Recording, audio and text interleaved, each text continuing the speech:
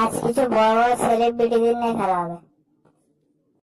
আসো খেলবো, আসো খেলবো, খেলা হবে, খেলা হবে। মদন মিত্র লাইভে আছি। তাতে আমার বাল ছেঁড়া গেল। কেমন আছেন আপনারা সবাই? ভালো। আচ্ছা, তোমার চশমাটা পরে নি, রাত হয়ে গেছে তো। অসুবিধা পরিস্থিতি প্রত্যেকের জীবনে ভালো পরিবর্তন হয়, আবার সব রকম নিয়ে এখন কি এটা টোটালি ভগবানের উপর নির্ভর করা উচিত মানুষকে। তাহলে আমাদের এই সব প্রবলেম বলুন আর দুঃখ কষ্ট যা কিছু বেদনা যা কিছু মানুষের জীবনের বিভিন্ন রকমের যা কিছু অসুবিধা, তবুও মানুষকে তো বাঁচতে হয়, চলতে হয়। তো কথা হচ্ছে এর সমস্ত থেকে কে পারে আমাদেরকে।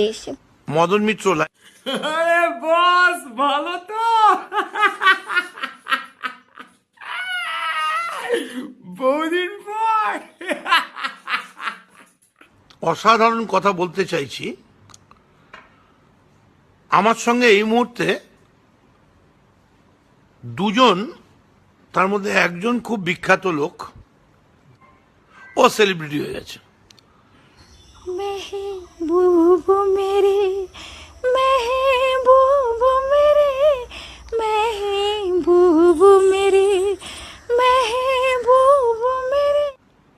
অসাধারণ। আমি ফর্মে আছি বা, তোমার কি খবর? অ্যাকচুয়ালি অনেকে ভাববে এত রাতে লাইভ দিচ্ছে মানে কি, বুঝলো না? দেখে তো এই মজা লাগছে। ভালো তো কাকা, বাড়াচ্ছি। খাইয়ে টাইয়ে নিস। আদৌ রয়্যাল স্ট্যাগের কালার কি আমি বলতে পারবো না, রয়্যাল স্ট্যাগ এরকম কিনা। এনিওয়ে জানি কে রে তুই মা? চিনিস আমাকে? তুই মানা চিনিস আমাকে? বাজারে গেলে আমরা বলি না, বাবা যাই দিবি একটু কচি দেখে দিবি। কচি জিনিসটাই আলাদা।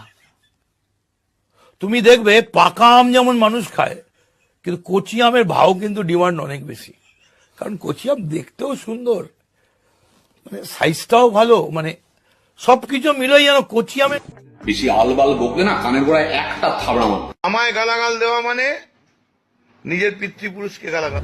সুটিয়ে লাল করে দেবো, নোংরামি বার করে দেবো।